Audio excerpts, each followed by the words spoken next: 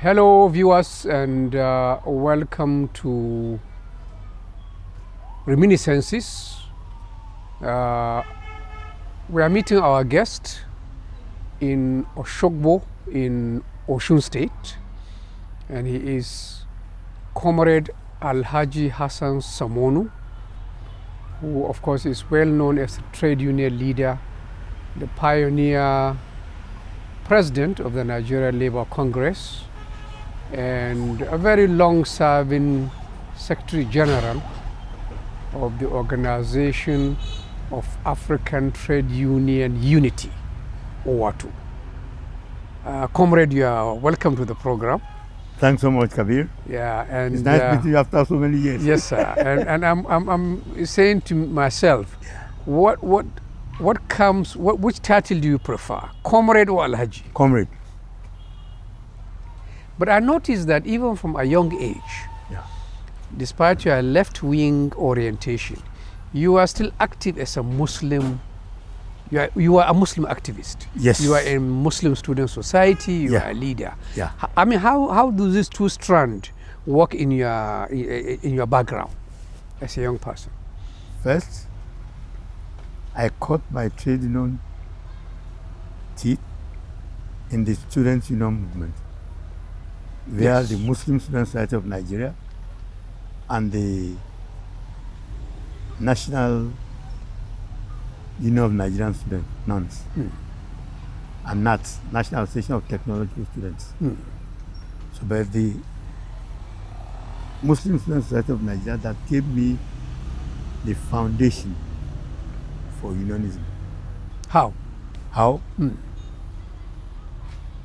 At the Yaba Technical Institute, which is now Yaba College of Tech. Right.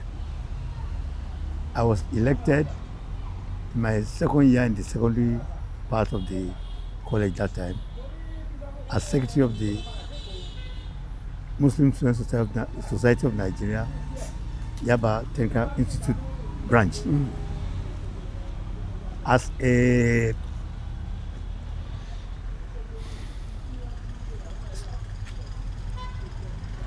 stopgap in a way, in the sense that it used to be the third of final year students of the secondary school part of the college that used to be elected, but there was a quarrel between our seniors, and then I was asked to get on as the secretary of the Muslim Student Society of the college branch.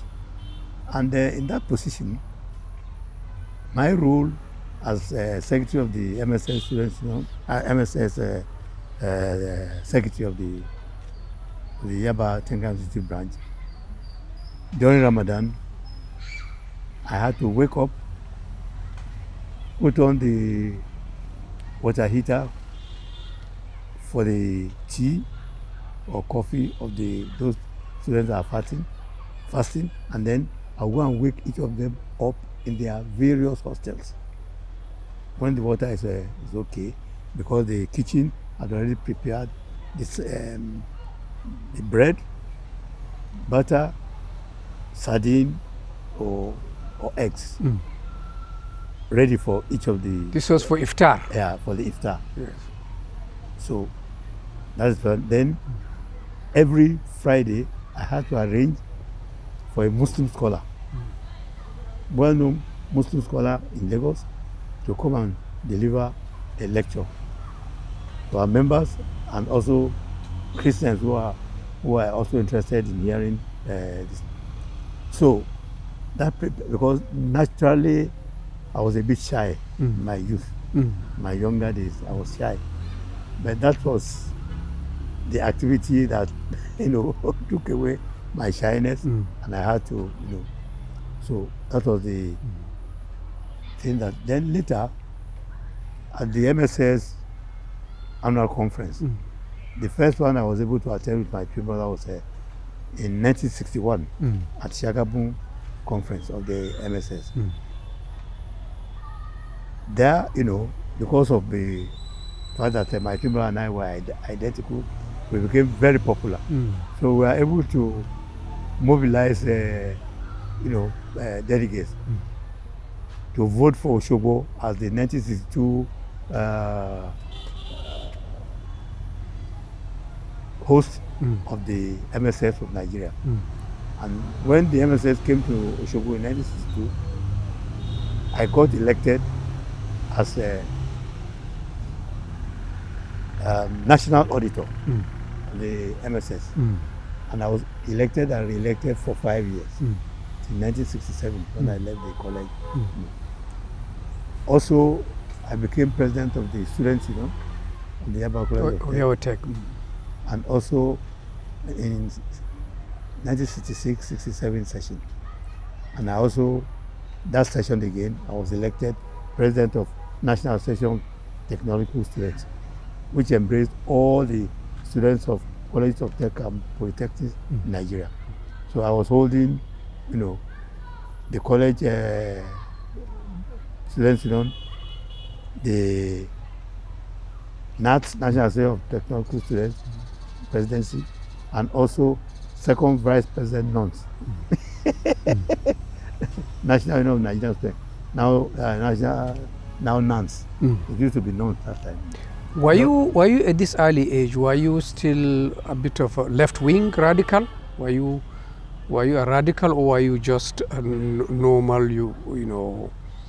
liberal young man? No, I've not entered the mainstream of unionism. By the chance,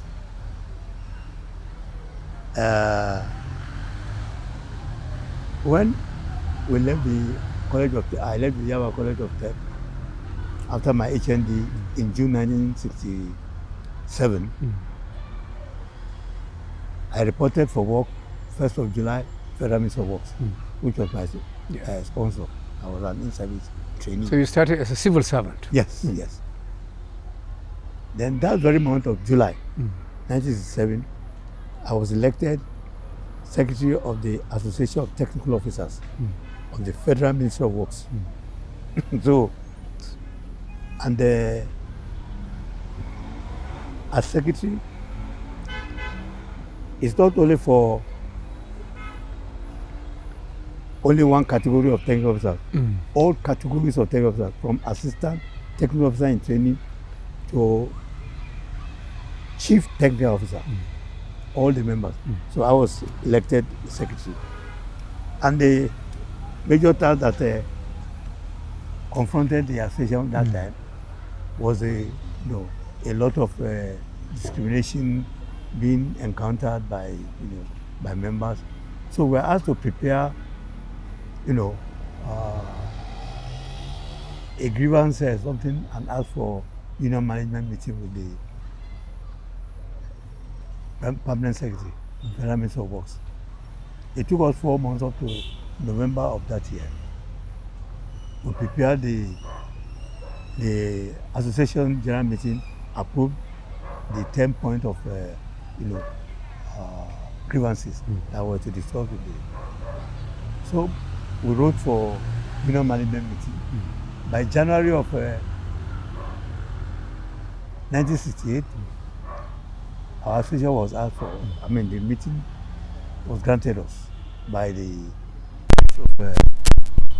Works, led by the permanent secretary, the late engineer S.O. Williams. At the meeting, we presented our grievances, and asked for the beginning of the negotiation. So the industrial relations officer of the of the ministry just asked one question, and asked whether the Association of Technical Officers was it a registered trade union or was it affiliated to a registered trade union? The answer to both questions was no. Then he just asked the permanent that there was no need to continue with the meeting because these people were representing only themselves. We had no local standing. That was the thing, the table that made a trade union out of me. Made trade unions out of you from that point? From that point.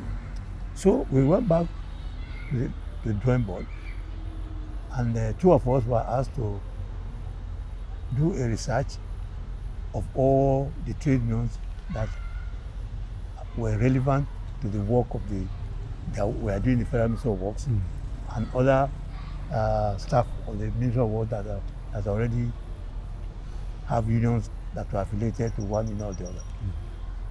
So we came back and found out that it was the Public Works, Aerodrome, Technical and General Workers Union, led by Wahab Goodluck, the late Comrade Wahab Goodluck, as the General Secretary. So we brought our report to the General Meeting of the Association, and the Association approved our recommendation that our Association should affiliate to Public Works, Aerodrome, Technical and General Workers. Aerodrome, in the union name, were all the meteorological officers were also members of the union. And you know, the meteorological people were the ones who did the forecasting and so on and so forth, and also are responsible for forecasting whether planes should take off or land and so on and so forth. They were members of that union. So we recommended, and our recommendation was accepted by the General Meeting of our association. And then we were asked to, Wahab Goodluck asked us to sign check-off. So we got our member to sign the check-off, signaling our intention as members of our association to join the Public Works, Aerodrome, Technical and General Workers Union, led by Wahab Goodluck.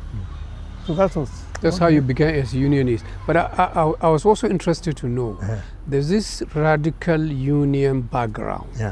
Does it in any way contradict your traditional Muslim approach to life? I am an Ahmadi Muslim. Ahmadi, yeah. From 1967. And I married in the Ahmadiyya, I married my wife, my twin brother. We had double wedding in the Ahmadiyya Muslim Jamaat of Nigeria. And we have been very active members of the Ahmadiyya Muslim Jamaat throughout, since that 1967. I think Ahmadiyya tends to be a bit more liberal, right? No, they are actually liberal. They are also very, very particular about keeping to the tenets of Islam. They are very, very. That, and my twin brother was also once the Amir of the Ahmadiyya Muslim Jamaat Nigeria. So we have been very active in that Jamaat. But the radical decision that we had Wahab Goodluck, was a socialist, was a leftist. He was my mentor. Because when we joined our association, joined the Public Works, Aerodrome, Technical and General Workers Union, after signing the check-off, Comrade Goodluck wrote to the Minister of Works saying that the Association of Technical Officers had become members of his union, and on the basis of that, he asked for union management negotiation on the same basis of the 10 points that they refused to negotiate with us. And we won all the 10 points. Take us back to your early life in Ghana. It's well known that you are born there, Gold Coast then. And you are born with a twin brother. Identical twin brother. Yes, identical. Tell us about that period. How did that impact on your later career? Our father, as a young man, left Osogbo around 1925, to seek his fortune in cocoa business in Ghana.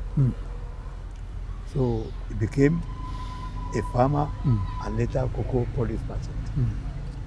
So we were born 7th January 1941 there. And my father told us that was 2 days before the Eid al-Adha festival. And our father started to slaughter ram for Hussein and I until we started working that we continue with the slaughter every Eid al-Adha for ourselves. So, but at the age of 7, we were brought to Osogbo because our father had a mortal fear that if we grew up in the Gold Coast, we will never come back home. Nigeria. At that time, only two of you, the two boys, or there were other children? Yeah, we are the firstborn. Mm-hmm. And after us, we have siblings.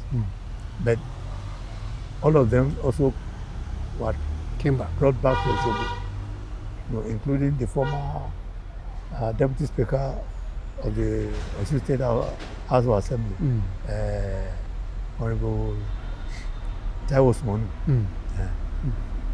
They were all born in Gold Coast. To school here? To school there, but Yes. none of our father children grew up in that. Does being a twin,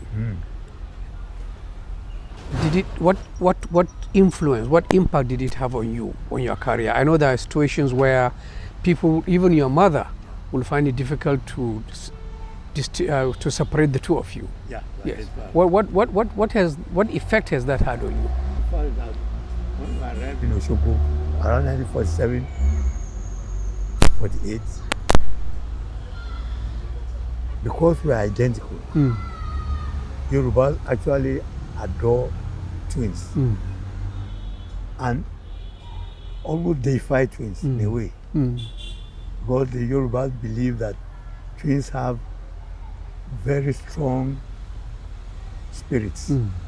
That even, they believe that even witches and wizards cannot kill twins. And if they ever succeed in doing that, they always end up getting mad and people stoning them to death because they will have to confess because of the strong spirit they believe our twins have. That's the Yoruba belief, and that they also believe that the Yorubas also believe that twins have luck. For instance, when we were young, people who are selling things around our area, in the Osogbo, they will bring their wares and just ask my people and I to touch their wares. And from a few hours, they will sell out their this. So we are always inundated with their gifts because they believe we are lucky people. So we in Ghana, in the Gold Coast that time, it was not like that. They like twins, but they don't deify twins like the Yorubas. So it was here in Nigeria when you came back, you had the twin advantage. Yes. Yes. Yes. Did you go to the same school? We went to the same school. The same Yaba Tech? Yes. Yes. And the Federal Ministry of Works? Yes. Same time? We were employed same day. And we got married same day. At the same marriage ceremony. We have always done things together all our life. And at the secondary school part of the Yaba Tingan Street in those days, I was the only one called for interview and eventually given admission for the secondary technical. My funeral was not called for interview. But because we used to be very religious from a young age, even before we became Mawadi, Hussein believed that when I was going for that interview, we prayed together, we fasted for 3 days, and said that by the grace of Allah, I will be admitted. And if I was admitted, he will also be admitted. So after the interview, I was called for, I was admitted to do the secondary technical. Hussein was not. So the two of us went to meet at that time, 98% of the staff were Europeans, British mainly. Yeah. Only about 2 of them were Nigerians. So the two of us went to meet the principal. The principal had already been, was on leave. The vice president, Mr. J.R. Scobie. So we went to see him.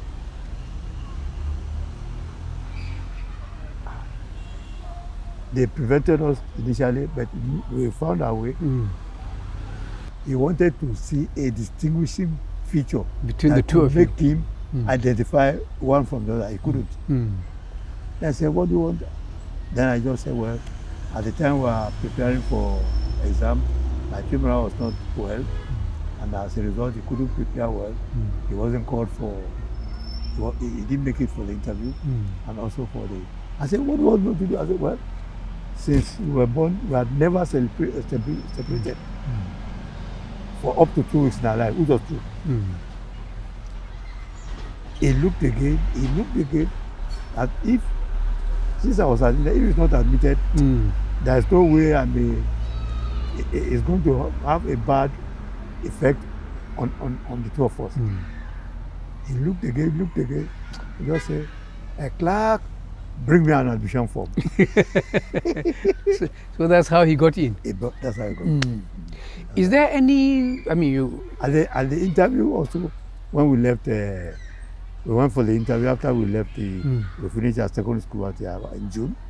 By September, we were called for interview for the Federal Ministry of Works as Assistant Technical Officer in Training. That was how Uzen and I were admitted. Were given this thing on 13th of September 1961. Still, I'm trying to find out, could there be any difference? There must be between the two of you. Of course there must. Yes, can you tell us some of them? I don't think it's as patient as I used to be. It's somebody who is, it's not as patient as I am. That is but in generosity, we are the same. He's very generous. And he's very industrious too. He's very? Industrious. Yes. But the union side of me, I devote more of my time to union this thing than Uzen. But when I was elected Secretary of the Association of Technical Officers, the Federal Ministry of Works, when I was elected the President of the Union, because later I became President of Goodluck Union in 1974. Yeah.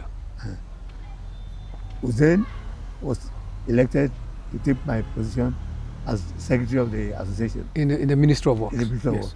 But I think he ended up as a very senior what happened civil servant, director in the ministry.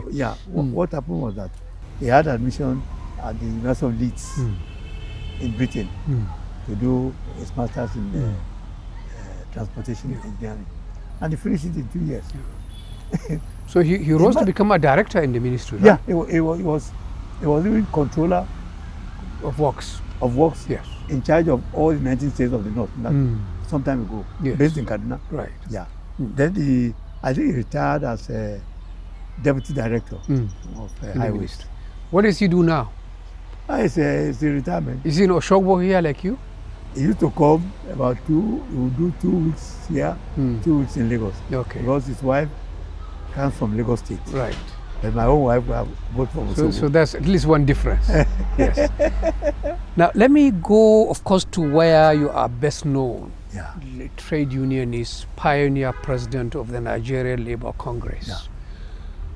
Yeah. I think you were elected because there was the 4 different unions came together. The 4 different there was a restructuring. Can you tell us the background to this? Yeah. There were over 1,000 house unions, registered house unions in those days. And under the military dispensation of,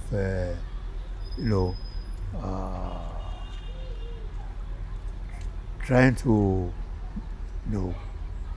make sense out of the myriad of unions that we used to have in those days. There was the structuring that they carried out, even for the employers too. 42 industrial unions that came out of the 1,000 former house unions. They call it limited intervention, according to. But so it was these 42 industrial unions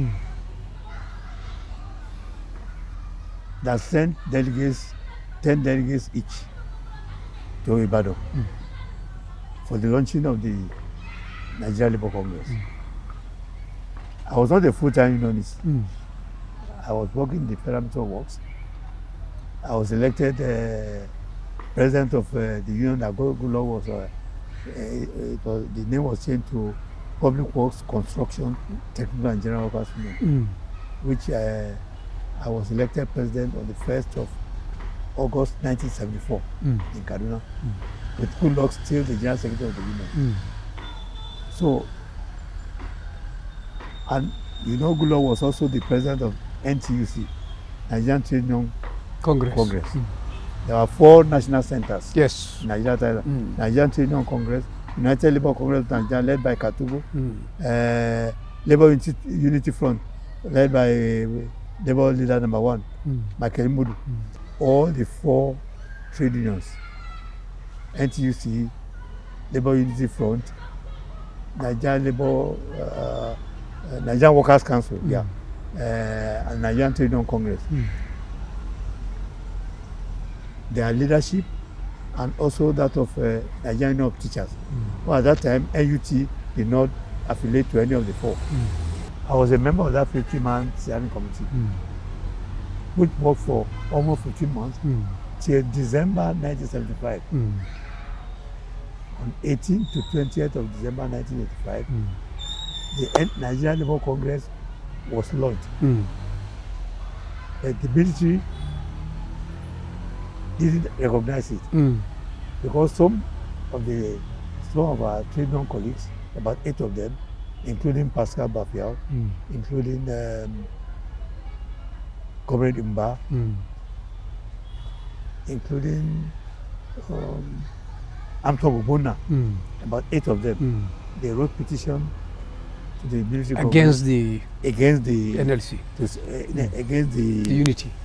Against the unity on the ground that they said that the USC was getting a lot of money from American CIA, that Goodluck was getting a lot of money from the Russian KGB, and so on and so forth. But it was all the hard work of the government. But that didn't stop the NLC from coming together. No, it did support. Yes. But they didn't recognize the NLC that emerged on the 20th of December 1975. Yes. For instance, at that we didn't do actual election as such. What we did was slating. Because we said, look, after 4 years, then re-election will be done. But for the meantime, slating had to be done, and it was done according to what the leaders of the 4 national centers decided. Some of these people who now felt sidelined were the ones who wrote petition, to say that CIA and KGB have infiltrated Nigeria, and that's why they set up the Adebi Commission of Inquiry. The Adebi Commission of Inquiry led to the banning for life of 11 trade union leaders, including Wahab Goodluck, Comrade S.U. Bassi, M.A. Obodu, and 11 of them were banned. So how did you, from the civil servant from Federal Ministry of Works, emerge as president of the Central Labour Organization? Yeah. This is 78? Yeah, 78. Yes. Now, first and foremost, the 14 industrial unions had to go to Congress. And at that, I emerged as president of the Civil Service Technical Workers Union of Nigeria. Because 28 former unions were restructured to form the Civil Service Technical Workers Union of Nigeria. And at that Congress, I was elected president. So other leadership also emerged in the other 41 industrial unions. There was an attempt by the Ministry of Labour officials to appoint general secretaries for each of the 14 industrial unions. We got wind of that. So we formed an association called Association of Elected Principal Officers of Industrial Unions. And I was part of that. You, the presidents of the 42 unions then? We got together and decided that we are not going to allow Federal Ministry of Works of Labour officials to appoint general secretaries for us. We are going to, because general secretary was told to be by election as a result of the restructuring. they are going to be by appointment. That we are going to be the ones who appoint them. So we have to advertise. So about 4 of us, 4 of our industrial unions, were asked to advertise. We said vacancy for general secretary, assistant general secretary, and so on and so forth. For the secretariat of it, and we asked those who want to apply, can apply to the president of the industrial union. So we did that. National Union of Electricity Workers also did the same thing, and one other union. That was how we pulled the rug from the leg of the Minister of Works official who wanted to... Minister of Labour. Minister of Labour, sorry. Minister of Labour official who wanted to appoint general secretaries for those industrial unions, so as to be able to manipulate them. We said, no way. We are elected. So we have the moral duty to now, decide who our unions want as a general secretary, assistant general secretary, and so on and so forth, the secretariat of our union. So when we did that, and nothing happened, the others also did the same thing. So that was how we first got our but when we got to Ibadan, so it was through that meeting that we got to know each other better. And then there was also some sort of dichotomy that was trying to rear its ugly head before we went to Ibadan, 20th February 1978. And that was those who are full-time trade unionists. Well, people like me, I was not a full-time You're a civil servant. I was a civil servant, but elected leader of my union, but I was not a full-time trade unionist. So there was a battle. That was the groundwork that led to what happened at Ibadan. So tell me, what was the most challenging thing you faced as president of NLC? I don't want to assume it's the strike under Shagari in 81 could be something more challenging than that. The most challenging thing we had was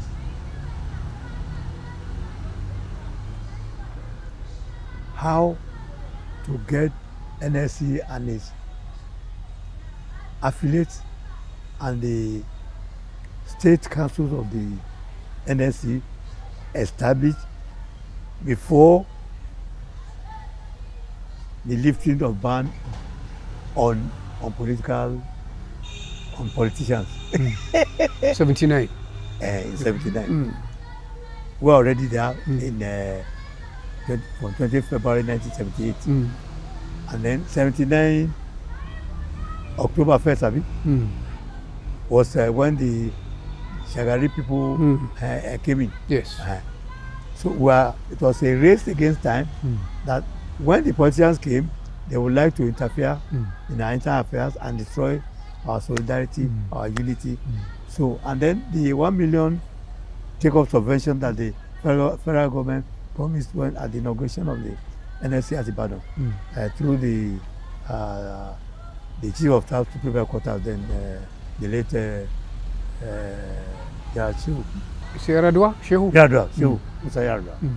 Musa Yaradua, who came to represent the ambassador at the inauguration. He promised that federal government will give NLC and its affiliate 1 million naira take-off subvention. Did you get it? We didn't get it until August. And it was a race against time. So the challenge was to get your state chapters off the ground. Yes. So not only state chapters, the industrial unions themselves, to really spread, all over the country, get our state councils of the NLC. Also, in fact, we got our state council on before most of the industrial unions got their state chapters. So NLC state chapters were actually helping industrial unions that are not fully established in the state to defend the interests of their members. So that was the great challenge, and thank God we were able to, because the 1 million naira subvention was released in August, and each of the industrial unions was given 10,000. That's with the amount of 420,000, and 580,000 left was left with the Nigerian Labour Congress. And then when we got that money, we bought a bus and we went to launch the state council all over the 19 states at that time. The 1981 strike, Yeah. what led to it? And what kind of pressure did you face as the president in calling that? First, it was due to insensitivity of the federal government at the time. Right? We wrote a number of letters, no response. Look, workers are suffering this, wanted this to be addressed, wanted that to be addressed, and so on and so forth. They said no. So even then workers were not happy with their salary. Those were the days when Nigeria had a bit of money, right? Yeah. Yeah. But also, you know, we also had some other things like, for instance, the declaration of May Day as a public holiday. It wasn't allowed up to that point. After that, no. What we did it on our own. Yeah. We started it in 1980. And then by 1981, the 6 progressive states, like Lagos, Kano. Oyo, Kano, and east in the east. We also have Kaduna State, you know, about 6 of them declared public holiday on May Day in 1981. So by that 1981 strike, we put as part of the negotiating this thing, declaration of May Day as a workers' national day to be declared public holiday in Nigeria by the then the minimum wage, then the housing, something, and a lot of other things we put in. So that was what we negotiated. How did Shagari take it? I mean, did he engage you about on whether to go on strike or not? Yes. A day before the May 11 strike was to start, President Shagari asked the secretary to the government, the late Alaishu Musa, to phone me and ask me to come to the Badu Road. For 3 times I refused. I said no, because it was too late. If I went, they would say, maybe the government had given. So you refused to go and meet I him? refused to go. But when he phoned the 4th time, I thought it was also going to be not a good manner for me to so reject the invitation of the president. So I insisted that if the president would only allow one of my deputy president, Ali Shirama was in Maiduguri, he couldn't make it. So the Nupeng president, what's his name now? Dubre, John Dubre, who was also president of Nupeng, was a second deputy president.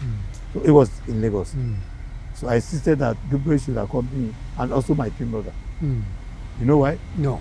Because we might get to the gate of the Badu Road, and they will just shoot us and say, and then put some fake guns in our this thing to say that we have come to try and assassinate the president. That's why they killed us. So you really felt threatened during that period? Of course. Of course. Was there any attempt to arrest you? No. No. And when we met him, he said we should stop the strike. I said, President, we can't stop. It was too late to stop. How many days was that strike? Just 2 days. 2 days. But there was some this thing on the 3rd day, but not. And was it the only strike under your presidency of the NLC? It was the only one. It's the only one. Are you now surprised when you see what's happening now? In the last 1 year, I believe the NLC has gone on 2 or 3 strikes, and there's a threat of another one. Do you think the times call for that, or there is a different mood in labor now? No, I think, you know, the insensitivity of those in power is the major cause of these strikes. How do you write as a trade organization? You write the government, look, these are the things that workers are facing and we want it addressed. No response. No response, no response, no response. And then, of course, the leaders have to report back to their members their own part of the agreement. The government will not abide by his own side of the agreement. So what do you want the workers to do? So you're not surprised that... I'm not surprised. Do you think workers are right to ask for 400,000 naira as a basic minimum wage? That's a bargaining... That's a bargaining system. It's not the final demand. We also ask for 300 minimum wage in our own time. You did? You asked for 300? Yes. Before we eventually got 100 and then 25,000 25 naira for housing and some transport allowance too in addition. Are you still consulted by the... Oh yes, yes. Are you part of the whole struggle now, up to now? Trade union leaders don't retire. We're on the reserve list to be called upon when the need arises by those in charge to come and give one advice or the other. We give advice. So they still call you? Yes, they still call me. I'm also a trustee of ASUU, Academic Serving of University. I've joined ASUU negotiating team several times. What will you advise the government to do, given all this agitation for minimum wage, for even improved condition for every one of us, really, not just workers? The advice I'm going to give our government is don't follow the advice of IMF World Bank. Because the role of IMF World Bank is to collect debt for their principals in the West. And World Bank will not give you advice that will make your own people survive. So you are either a friend to the IMF, an enemy to your own people, or you are friend of your own people, an enemy to the... You cannot be both. The structural adjustment programs we rejected in the early 80s is now what our own present federal government is now embracing through the IMF World Bank. What has failed throughout Africa, it failed. Throughout the tailbox, it failed. What comes to your mind when you see what is happening in Kenya as a Pan-Africanist? Do you think there are similar reasons for people here, young people, to also protest as they are doing in Kenya? No, it's a wake-up call for all other African countries. It's a wake-up call. You ask people to tighten belts. You have not tightened your own as a leader. Now we are hearing they want to even establish their own hospitals and clinics for National Assembly members. When Nigerians are dying of hunger, is that their next priority? You see, they shouldn't let people think that they are selfish, insensitive, unpatriotic, and also, visionless. If one looks at Pan-Africanism as an ideology, it seems not to have made much progress from the 1960s. We're still divided. African countries still in our small enclaves, still can't visit each other without visas. And a country like Nigeria, seems not to really make friends in Africa. There's still a lot of antipathy, even in Ghana, why you spend so much time. No, I don't share your view. Okay. With all due respect. First and foremost,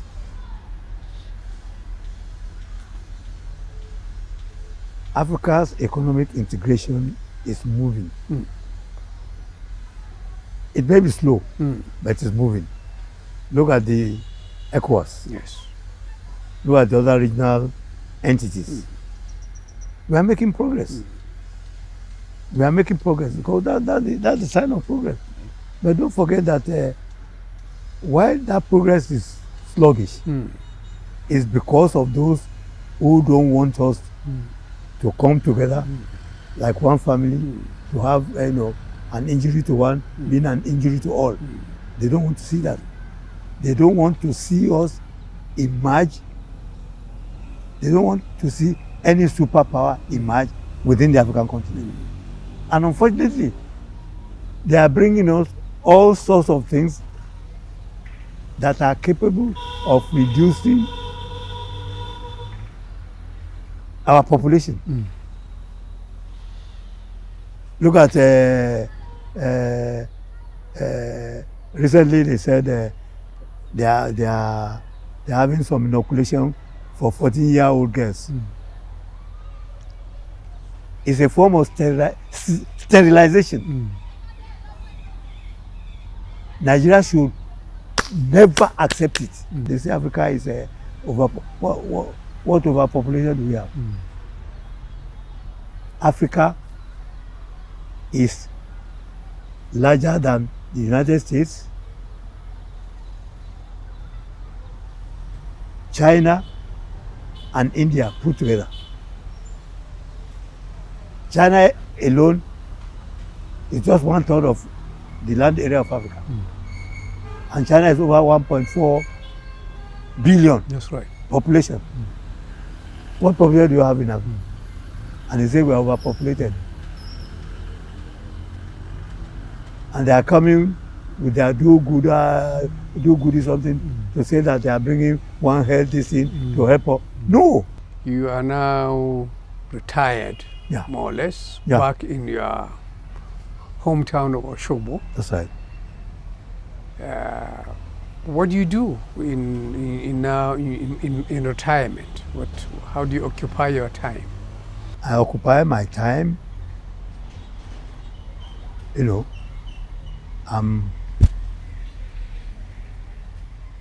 I'm a religious person. I have time to devote more to the worship of Allah and my decree. That's number one. Number two, I have enough time to also assist our trade union colleagues who need my. Then I've almost completed writing my memoir. That's interesting. So I don't. When do we expect it to be? Inshallah, by the end of this year. This year. Inshallah. By the end of this year. The manuscript is what I'm going through now. So because I want to put down what the little that a 93-year-old Sri Lankan engineer who was my engineer, when we were doing the National Arts Theatre in Lagos. Mr. Pereira is 93 years old. Was asking me, I said, what are the things I'm doing? I'm writing my. I said, Sunmonu, who have you met? So I told him some few people that I've met in the course of my work. I said, no. Reserve for me my own copy. Yes. So I've not been lazy. And then as a trustee of ASUU, when ASUU calls me for meetings, I go for meetings of ASUU. What of NLC? I go to NLC. I call them when I feel that something is wrong. I call them. Ajero, how are you? And the NLC veterans are also very active. Are you in touch with your old NLC colleagues? Yes. Yes. People like who? Oshidipe, for example. PB Okoro. You know, Ojeli died last year. Mm. The late Ojeli. Lithium also died. Yes. You know, some of them are dead, but Dangiwa is out there in Katsina. Dangiwa were in touch. Mm. Dangiwa were always in touch. Dangiwa were in touch. Who was? Waba. Mm. I'm in touch with Baba all the time. I'm in touch with Baba. I'm in touch with, some of them have also retired from their various unions, you know. But we also have the NLC Veterans Association, which I also participate in. Do you find you have to do some economic activity to survive, like farming or consultancy? No, I don't do any consultancy. And farming, what type of farming can I do? Yeah, but pensions don't seem to be enough to help retirees. My children, they are taking very good care of us. Tell me more about your family life. I got part of my gratuity from OATUU. Yeah. Some 3 or 4 years ago. And but my gratuity. This would be in dollars, right? Of course. Yes. Okay. Of course. And don't forget that I was earning dollars for the 26 years. For 26 years, that's right. Which is not it's not taxed because we had it's a diplomatic job. So and I wasn't a spendthrift. I didn't marry wife or have girlfriend or lavishes. You see this one? Yeah. You've been married for 50 years. For over 54 years. 54.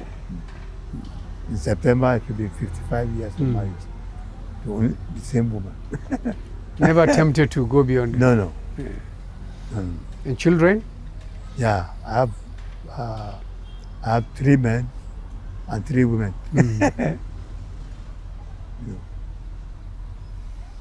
But when I went to Lagos, I stayed with our eldest son who's working in Lagos. Ibrahim that you saw is my PA. He's the only one bachelorly living with us. Yeah. He's in charge of everything in this house.